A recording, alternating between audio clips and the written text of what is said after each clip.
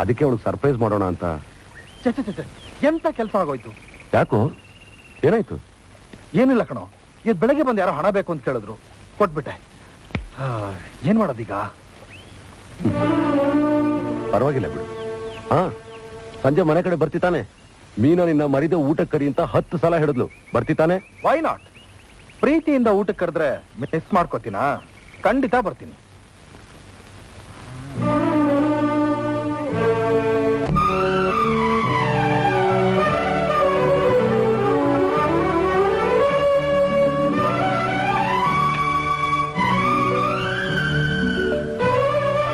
Meena, Meena, many happy returns of the day.